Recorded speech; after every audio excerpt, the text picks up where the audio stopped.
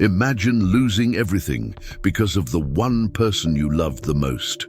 5 years ago, Caio was accused of a brutal crime, and the accusation came from the woman he swore to protect with his own life.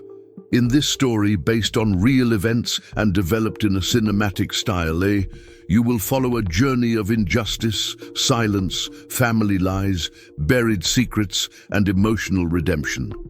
Get ready to discover why Rebecca, his girlfriend, preferred to accuse him rather than face the truth about his own past. And why, even after years in prison, he decided not to seek revenge, but to listen. From the courtroom to the reunion with the hidden brother, from the guilt that destroys to the truth that sets you free. This story will keep you hooked from beginning to end, and perhaps change your view on forgiveness forever, based on facts that happen to more people than you might think. I no longer knew what day of the week it was. The light that came through the barred windows of the cell had no color or shape. It was just a gray shadow that dragged itself across the cracked floor and damp wall. It had been 5 years since that door had closed behind me. 5 years since she had looked into my eyes and lied. My name is Caio, and if you ask me what it's like to lose everything, I'll tell you it's not when you go to jail. It's when someone you love with all their being turns their face away from you, turns you in, and even swears they did it out of love. I was convicted of a crime I didn't commit, but the worst part is, I was convicted by the person I loved most in this world. The story I'm going to tell you is not about a miscarriage of justice. It's about how love can be used as a weapon, and how, even in the deepest darkness, the truth still knows its way back. The cell where I slept was at the back of the pavilion near the latrines. At night, the stench was almost like a living creature. The torn mattress, the damp sheets, the muffled screams in the hallways. It was all like a recurring nightmare. But what hurt the most wasn't that. It was remembering her face, Rebecca's. Rebecca and I met at law school. Irony of fate. She was always more brilliant than me. She had an incredible memory, a magnetic presence. She was the kind of person who walked into a room and everyone stared. I was more discreet, quieter, but she chose me. I never really understood why, and when I did, it was too late. The prosecution said that I had attacked her father, Leonidas, during an argument over money. According to the testimony, I had pushed the old man down the stairs after threatening him over a loan that had been denied. She confirmed everything in court. She said she had seen it with her own eyes. That I was out of control. That I had screamed that I was going to finish him off. The prosecution fed on this. They painted me as a controlling, jealous, frustrated boyfriend. They said I envied my father-in-law's success, that I lived off his daughter, that I was a parasite with a degree. When the jurors heard this come out of Rebecca's mouth, it was as if I had been shot. The silence in the room crushed me more than the handcuffs. But here's the truth. I never touched that man. I was in the kitchen washing dishes when I heard the crash. When I ran over, he was already unconscious. Rebecca arrived shortly after, looked at me, and I saw the decision form in her eyes in seconds. She walked over slowly, picked up the phone, and dialed. Then she said, "Hello, police. I need to report my boyfriend." Since that day, I have never been able to sleep peacefully, and I never understood why she did that. During the first few months in prison, I kept thinking that she would regret it, that she would come and visit me, to say that she had been pressured, that she had been afraid. But Rebecca never showed up. No letter, no lawyer, not even a single piece of news. It was as if she had erased me from her life, and that was eating away at me. The only thing that kept me going was my instinct. I knew something was wrong, that the story was full of lies. Her father had fallen down the stairs before, according to neighbors, and that day there was no screaming, no arguing. It was as if she already knew what was going to happen, as if she was prepared. Little by little, I gathered what I could. In prison, we learn to listen to what is not said. The letters that Rebecca sent to mutual friends never spoke of mourning, of loss, or even mentioned her father. And one of the letters ended up in the hands of a former colleague of ours, who coincidentally was arrested for fraud. He showed it to me, laughing, "Look there, your ex. You're engaged again, partner, and not just anyone. You're a prosecutor." Prosecutor. The same prosecutor who charged me. The same one who used her testimony as the centerpiece of the case. The same man who smiled when I was sentenced to 15 years without immediate appeal. Rebecca was going to marry him. My blood ran cold. At that moment, everything started to make sense. She didn't give me up out of anger or out of fear. She gave me up out of convenience. Someone made a deal, a pact, an exchange of favors. And then something in me woke up. If I wanted to leave there one day with my head held high, with a clean soul, I would have to dig up the truth with my own hands. And it didn't matter how long it took or who I would have to face. I was going to prove that I was innocent. And that Rebecca never truly loved. That's how I met David. David was a long-time inmate, half invisible, but with eyes too keen to go unnoticed. One night he sat down next to me in the yard and said, "You were convicted because of a woman. So was I. The difference is that I killed mine." I didn't answer. He laughed softly. "Calm down. I'm not threatening you. I just want to say that I know when a man is carrying a lie on his back. And you, my friend, have a crooked back from all the weight." Davy began to teach me how to track people outside of there, how to use codes, how to send discreet letters, how to find old acquaintances of Rebecca who might know the truth. And above all, how to keep a cool head. Because the path of truth, according to him, is more painful than the path of lies. But it is the only one that heals. With his help, I got the address of a woman named Sophia, a former employee at Rebecca's house. She had been fired weeks before the accident with her father-in-law. I wrote her a letter, a simple letter. It just said, "I know you saw something, and I know you're scared. But if you want the truth to win, write to me. Even if it's just a word, I still believe in people." It took 2 months, but the answer came. It was a small envelope with no return address. Inside was a crumpled sheet of paper with a single sentence. She knew about the loose ladder. My heart raced. Rebecca knew that the staircase had a rotten step. She knew the risk. Her father had almost fallen twice, and they never had it fixed. And just that day, he falls, and she's there, and she accuses me. The question now was, what else did she know? And why did you never tell me? That night, as I lay on the torn mattress, my head spinning, someone quietly knocked on the bars of my cell. It was David. He was holding a folded paper. "This came for you, from the jailer." I took the paper with trembling hands. I opened it. It was a photocopied copy of a newspaper advertisement. Rebecca Prado and Dr. Alexandre Farias announced their marriage. Ceremony restricted to invited guests. The date? 4 days from now. That's when I understood what I needed to do, and I began to write a letter that would change everything. To her father, the man everyone thought was dead, because I was sure that he was still alive. And if he was the only person who could clear my name. I didn't sleep that night. I stared at the dark ceiling of the cell, listening to the shuffling of footsteps in the hallway, trying to silence the storm in my head.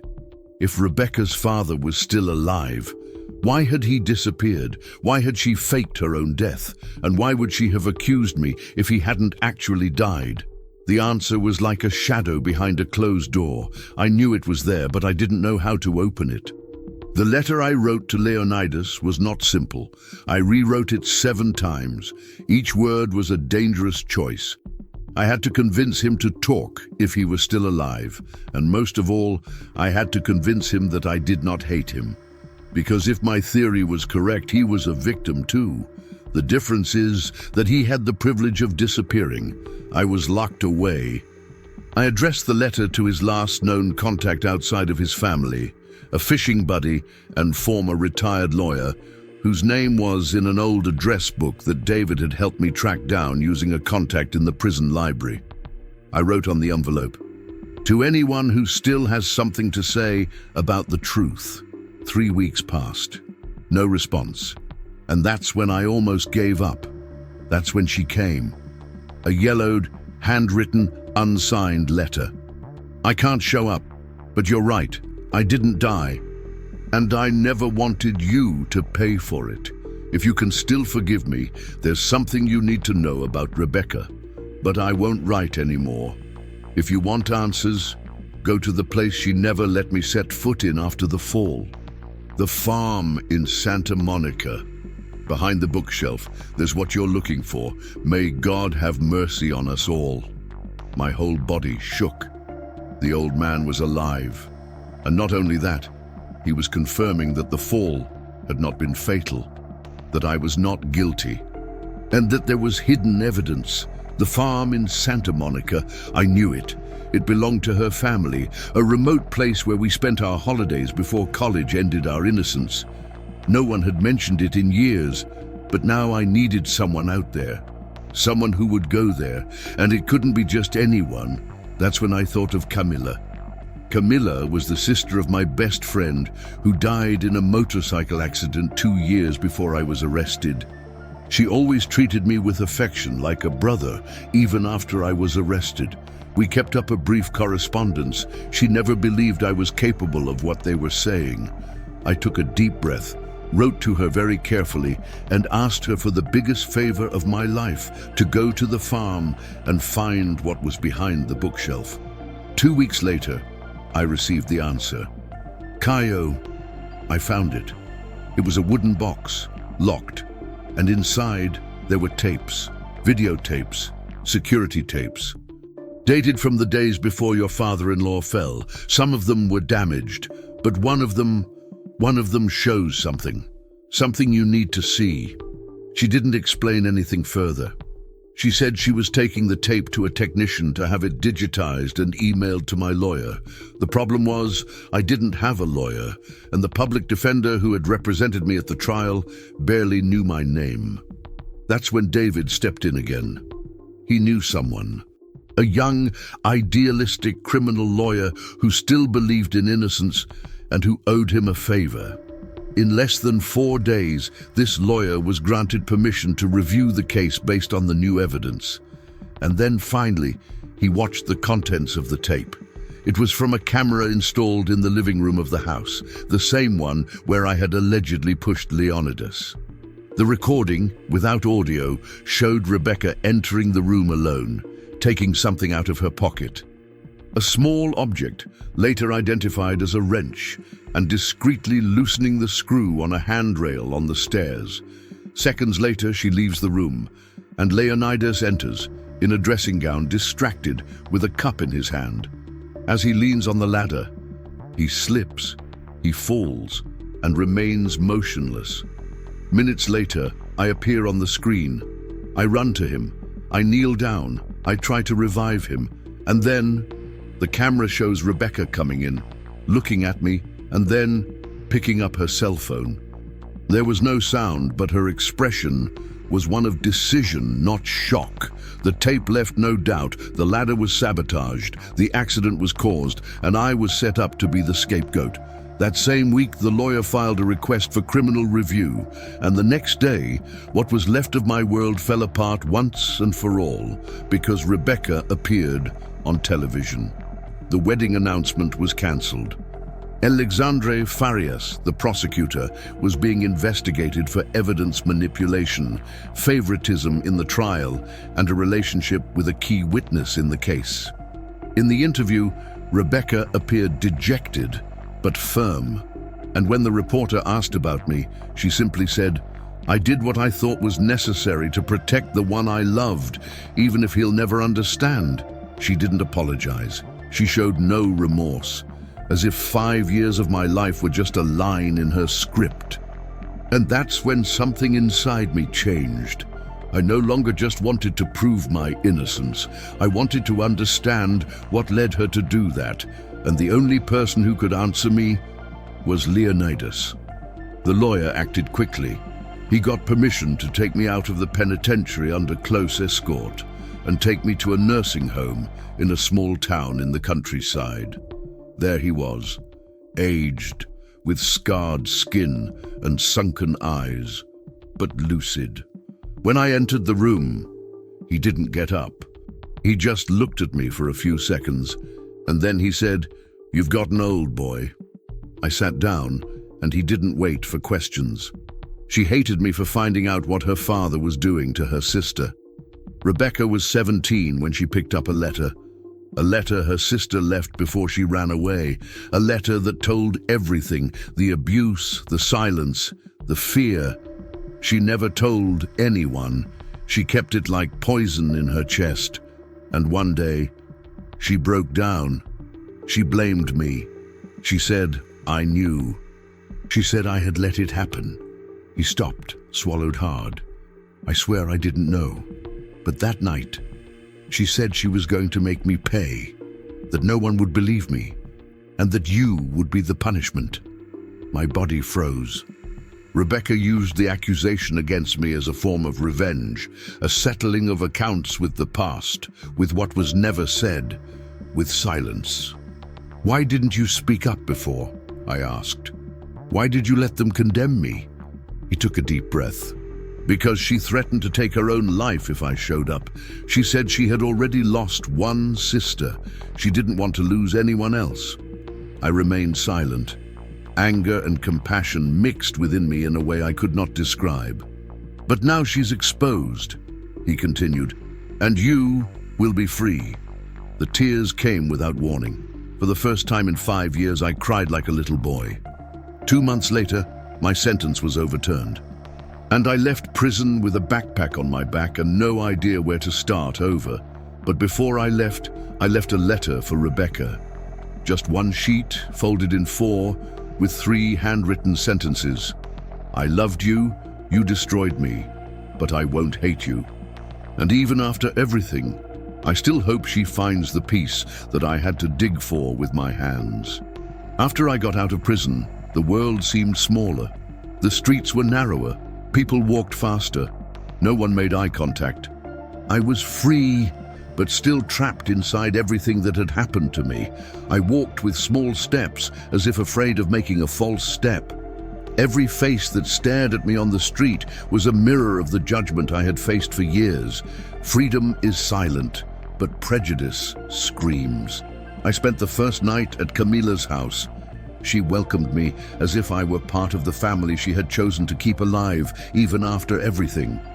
The room was small, with a low bed and an old wardrobe, but the smell of soap and the sound of dishes clattering in the kitchen made me feel something I couldn't name. Maybe home. She didn't ask me any questions. She just made me a simple dinner, rice, fried egg, and chopped tomatoes, and let me eat in peace. When I was done, she just said, "Here, you don't need to explain yourself, but if you ever want to talk, I'll listen." It took me 3 weeks to get a full night's sleep. I still woke up to the sound of doors slamming in my nightmares. The memory of the trial came back like a wave. Rebecca's cold gaze, her voice on the microphone telling me that I was dangerous, that I had pushed her, that I had yelled, that I had been violent. It wouldn't leave my head. And even with the sentence being overturned, the scars remained. Companies don't hire ex-convicts. People whisper in lines when they recognize the face. I was that guy who got arrested by his own girlfriend. Turning the tables in court didn't change the game of life. It was Camilla who encouraged me to write. She said that my story could help other people, that silence only strengthens those who lie. I started with loose pages. Then I stitched everything together in a notebook. Soon that notebook became my reason to get out of bed. But deep down, something was still pulling me back. I needed to understand what was left of Rebecca, to know if she still carried any guilt. If she knew what she had destroyed in me, or if to her I was never more than a piece in a personal game of crooked repair. It was then that I received a message, an unknown number, a single sentence. She is hospitalized, Santa Julia Clinic. Diagnosis, dissociative identity disorder. My heart stopped. Dissociative disorder, multiple identities, fragmentation, a complete breakdown of personality. It was as if the castle she had built to hide everything had collapsed from within. That same day, I went to the clinic, a white building far from the city with high gates and too quiet. I didn't know if they would let me in, but her name was still listed as my former legal partner.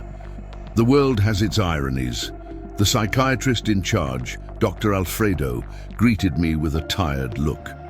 "She's in the process of stabilizing," he explained. "Personalities still compete. Sometimes she recognizes you. Sometimes she doesn't know your name. But a part of her asked you to come." She wrote it down on a piece of paper. He handed me the note. "If Caio is still alive, tell him I'm sorry, but I don't know where I am anymore." My hands were shaking. "Can I see her?" I asked. He hesitated for a few seconds, then he nodded. The room was white, cold, no pictures, just a bed in the corner, a chair, and a woman sitting by the window. Her back was turned, shorter hair, slouched shoulders. I walked in slowly. "Rebecca." She turned her face. And for the first time in years, our eyes met. But what I saw there, it wasn't just her, he was someone in ruin. "Caio?" he said, his voice hoarse. "Do you still exist?" I nodded. I sat across from him. Silence engulfed us for almost a minute. Then she smiled, a sad smile. "Broken. I thought you would hate me forever." "I thought about that too," I replied. "But hate has only kept me alive this far. And now, I don't know what to do with it." She lowered her head. 2 tears slid down unhurriedly. "I didn't want it to be you, but I couldn't separate who was to blame anymore, and who reminded me of the pain. You were close. You loved me, and that hurt more than any memory. We stayed there for long minutes. I was trying to understand. She was trying to remember who she was. Before leaving, she said, 'You don't have to forgive me.'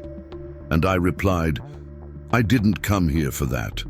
I came to see if there was still anyone left inside you.' I left the clinic with a heavy heart. There was no revenge, no real justice in that place, only ruins, only the wreckage of a woman broken by her childhood, by buried pain, by a system that never listened. The following week, my book was ready. The title, The Scream That No One Heard. The publisher agreed to publish it after much insistence from Camilla, who also signed on as a co-author. Sales were modest at first, but a month later, an interview went viral. I talked about what it's like to be silenced, about how love can hurt more than an enemy, about how the truth sometimes comes late, but it still comes. And then, one gray afternoon, I got a call from the clinic. The doctor's voice was low, firm. "Caio. Rebecca went into a coma. We don't know if she'll wake up." The floor disappeared. I ran over there. I entered the room. She was still. A machine was breathing for her. Her face was serene, but absent. I sat down next to the bed, held her hand, and began to read my book out loud, word by word, chapter by chapter. On the last page I read, "Maybe the person who destroyed my life was also trying to save their own. And maybe they just didn't know how." And at that moment, her fingertips moved. The moment her fingers moved, everything stopped. The sound of the heart monitor remained steady. The mechanical breathing continued its rhythm. But inside me, something had broken. It was as if, for the first time, Rebecca was truly listening to me. Not as a defendant, not as an enemy, not as someone who needed to defend herself, but as a woman, as a human being trying to wake up from a nightmare of her own making. The nurse came running in when she saw my sign. The doctors ran the tests. Involuntary neuromuscular reaction, they said. But what I saw wasn't a reflex. I saw a cry for help in those fingertips.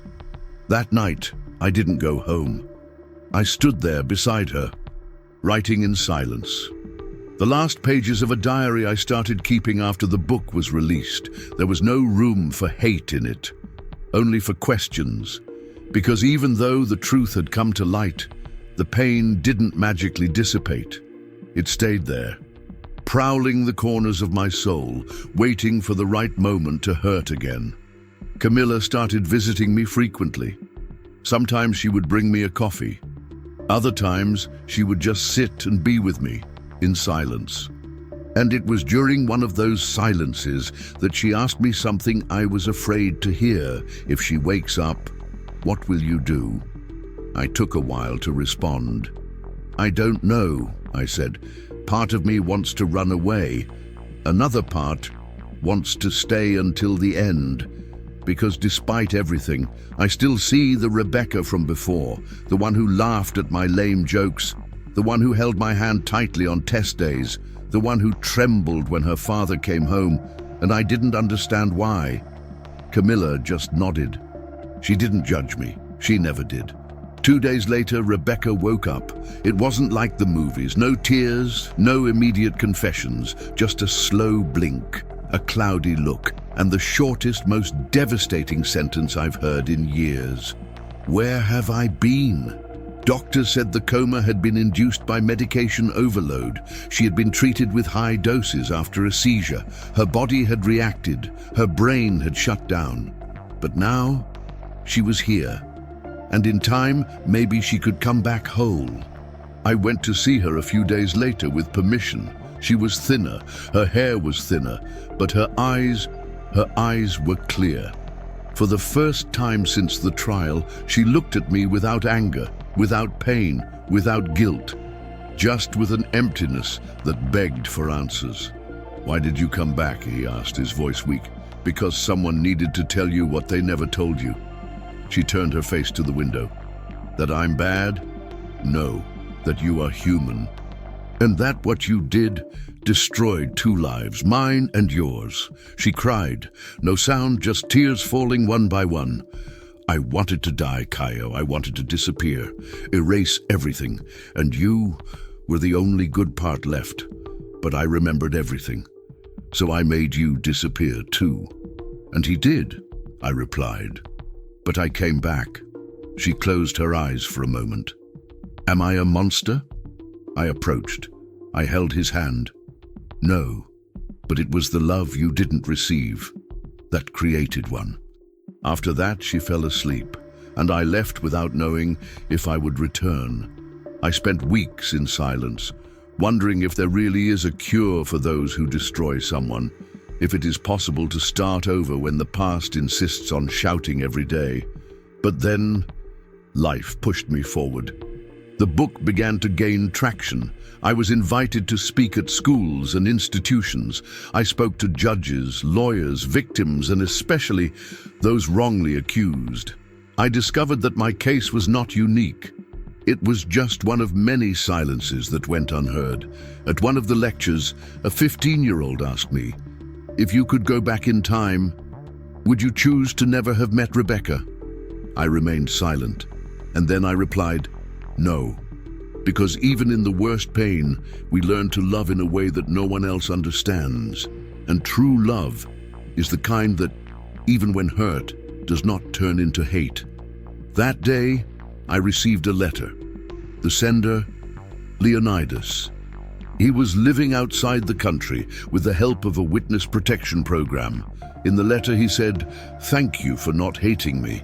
Thank you for not taking justice into your own hands. You saved my daughter from the brink, and you saved yourself. But maybe now, it's time to save someone who still lives in the shadow of all this. Attached was an address. It was an old, ruined house in the countryside. In the last line of the letter he wrote, go there and listen to what is buried. Deep down, I knew what it meant. Rebecca's sister, the one who ran away, the one who wrote the original letter. Maybe she never really left, and perhaps it has never been heard until today. The house seemed forgotten by time. Located on a dirt road between abandoned plantations and twisted trees, the building was low, made of rotten wood, with broken shutters and a rusty gate that creaked when I pushed it. The air smelled of mold, wet earth, and silence. A silence that seemed alive, pulsating, as if it had been waiting to be interrupted for years. In my backpack, I carried only a notebook, a flashlight, and Leonidas's letter. His letter ended with a request that wouldn't leave my mind. Don't enter angry, enter with ears. And that's how I stepped onto the rotten porch, took a deep breath, and knocked on the door. No response. I tried the doorknob. It was unlocked. The creak of the door cut through the air like a blade. The interior was dark. Only a sliver of light came through the zinc ceiling, illuminating a leaning armchair and a moldy rug. In the corner, a small, unlit fireplace. A dusty photograph of two girls hung crookedly on the wall. One of them had the wide smile of someone who hadn't yet realized the weight of the world.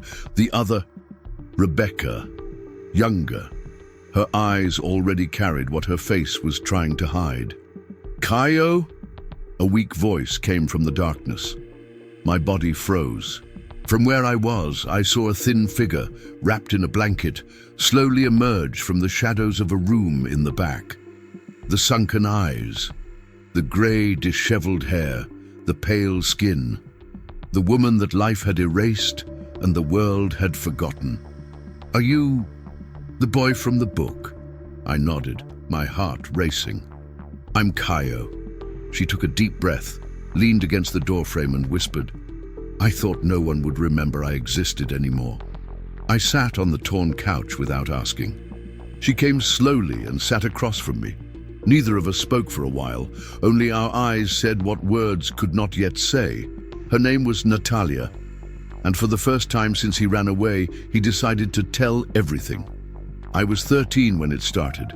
Her voice was shaking, but she didn't hesitate. It was always at night. He would come in slowly. Rebeca slept in the next room, but I could never ask for help. I tried once. She didn't believe me. She said I was making it up, that he would never do that. Her hands clenched into fists. After that night, I locked myself inside, and so did she. I was silent. I didn't know what to say. I just let her continue. I ran away when I was 16. I slept in train stations, in strangers' houses. One day, a man gave me shelter, a friend of my grandfather. I lived with him for years. I never went back, until Rebeca showed up, when she was 25. She found me by chance in a library in São José dos Campos. She looked at me and cried like a child. What did she say? Natalia took a deep breath, her eyes filled with tears. She said she believed me now, that she read my letter and understood. But it was too late. She had already made her choices. She said she wanted to get rid of her father, that she was going to make him pay. I asked her to let it go, that it would destroy everything. But she didn't listen. She disappeared again. And a short time later, I found out about your affair. She stared at me firmly. Rebeca destroyed you because she believed she needed to destroy something bigger. She couldn't punish her father, so she punished the world. But she used you as bait. The words weighed like stones. "Why did you stay here?" I asked. She smiled bitterly. "Because the world has no place for someone who carries a secret like that." I didn't want compassion or justice, just silence. But when I saw you on TV speaking, something inside me woke up. The fear went away, and I realized that maybe there was still time to tell the truth. We stood there for hours, me listening, she unearthing decades of pain. Before leaving, I left my notebook with her.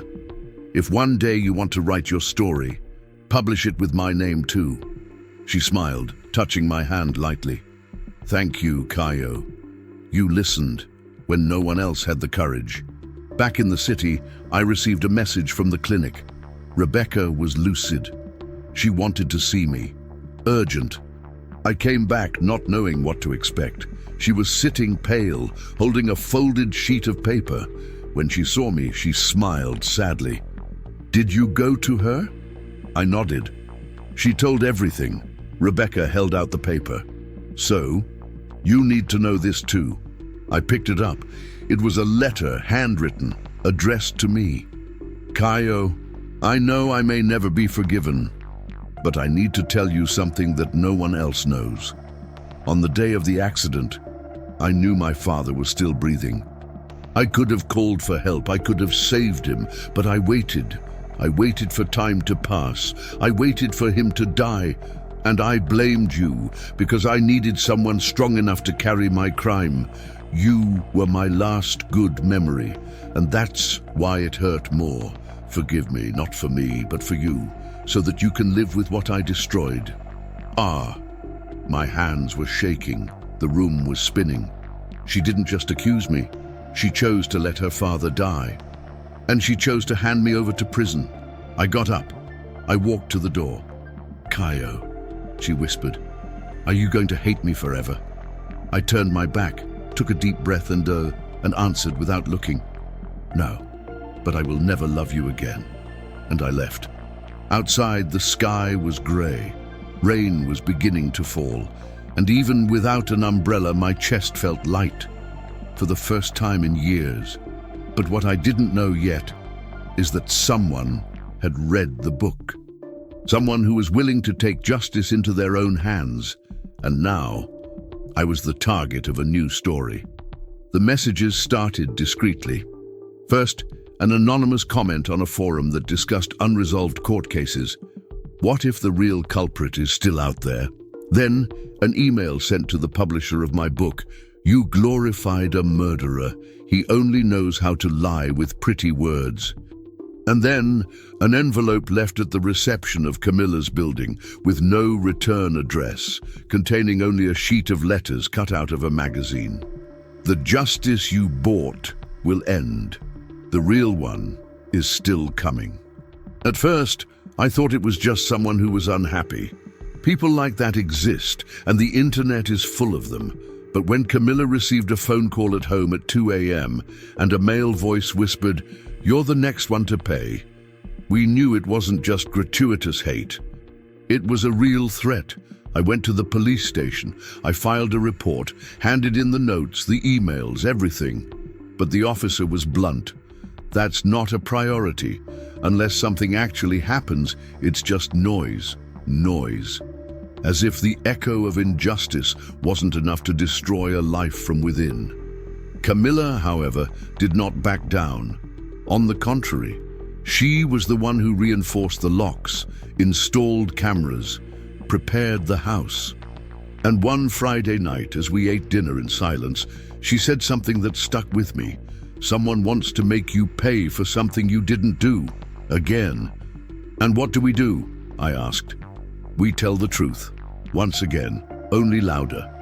We decided to relaunch the book with a new chapter, the final chapter. In it, I told everything. The reunion with Natalia, Rebecca's confession, the letter, the turnaround. Not as a defense, but as a testimony. A last page for those who still had doubts. The publisher hesitated, but accepted, because the truth sold, even when it hurt. The new release was scheduled for 2 months later. Until then, I returned to my silent routine. Coffee, writing, revisions, doctor's appointments to try to deal with insomnia. Camilla started sleeping with me, sometimes holding my hand until the nightmare passed. And I tried to pretend I didn't hear the footsteps outside. But they were there. Someone was watching me. And it was on a rainy morning that everything changed. A window in the living room shattered. I ran. Camilla screamed from the bedroom. On the floor, among the shards, a brick wrapped in cloth, and attached to the cloth an old photograph. 2 children, a boy and a girl. On the back, a sentence scribbled, "You don't remember me, but I remember what you did." The police came. They photographed everything. But with no external cameras working, they had been cut off. The report was just another disappointment. Unconfirmed attack, no suspects, no arrests. Nothing. That morning, I looked out the window and saw something that chilled me to the bone. A man stood across the street, hood covering half his face, hands in his pockets, static. He was looking straight at me, and then he smiled. The next day, a new message arrived. Address printed. Nothing more. It was an old school, abandoned. A red brick building covered in graffiti, surrounded by tall weeds. Camilla insisted that I not go, but something inside me told me that if I wanted to put an end to it, I needed to face it head on. I went alone. I entered through the back, between broken windows and stacked chairs. In the hallway, an echo of footsteps that were not mine. My heart was pounding.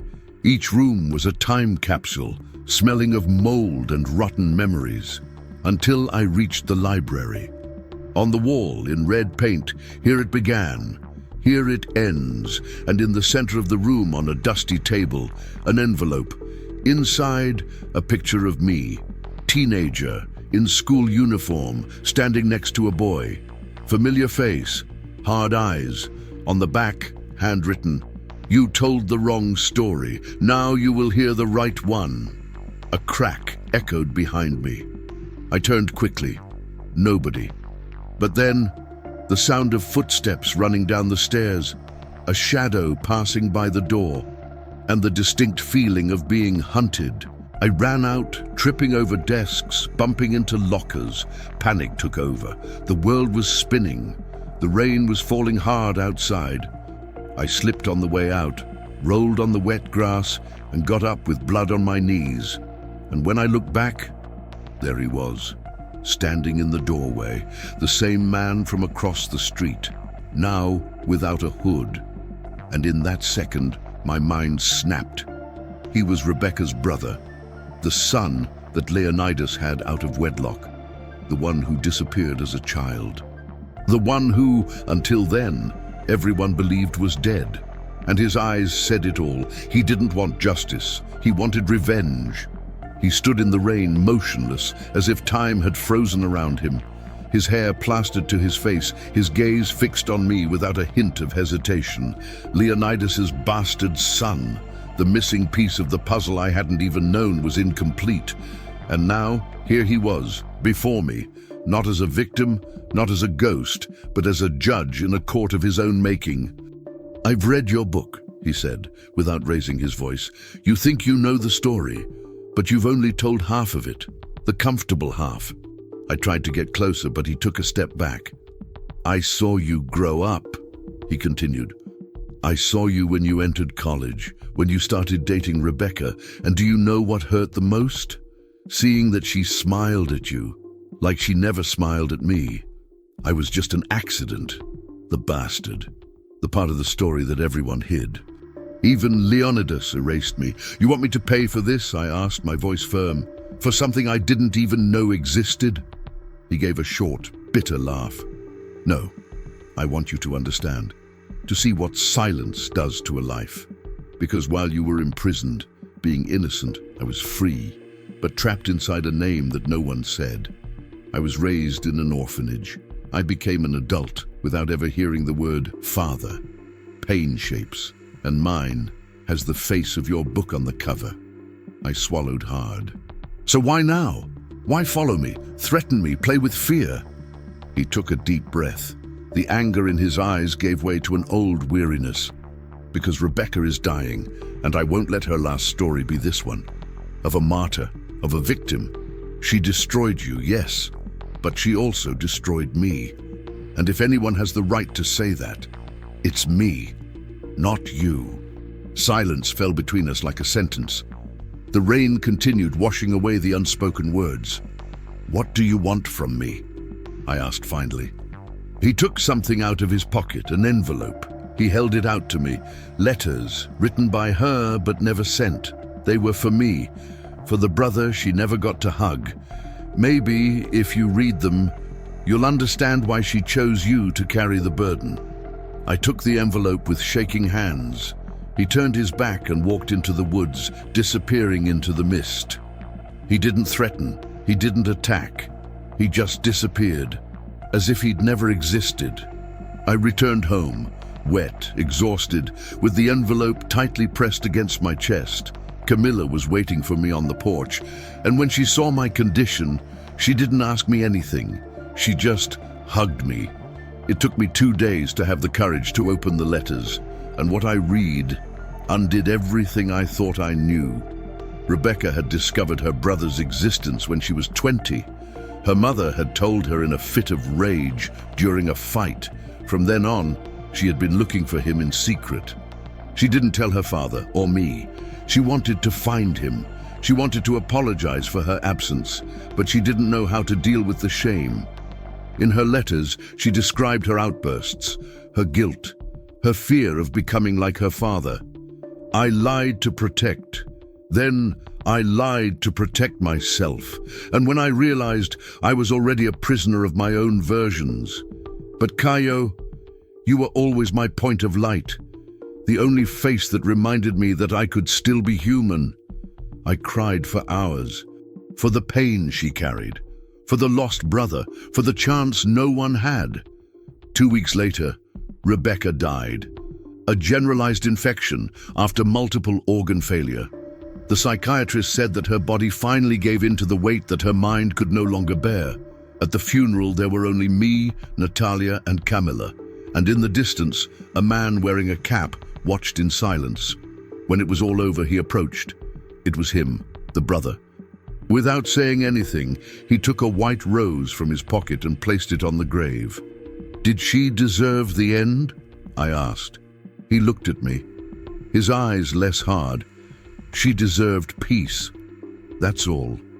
Then he turned and walked away, and I knew I would never see him again. Today, I live with Camilla, far from the city where it all began. I teach classes on literature and justice. I have become what I never imagined, someone who survived not a crime, but the twisted love of someone who was raised among broken pieces. My second book is called The Parts That Love Cannot Heal. In it, I didn't write about guilt or innocence. I wrote about what comes next, because the end of a story is not always justice. Sometimes it's just the chance to write the next one with your own hands.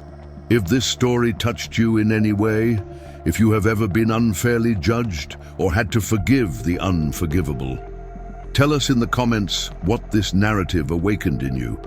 Your outburst could be the starting point for someone who still lives in silence. Like, share, and subscribe for more exciting stories like this. Activate the bell so you don't miss the next release. Here, every story has a soul.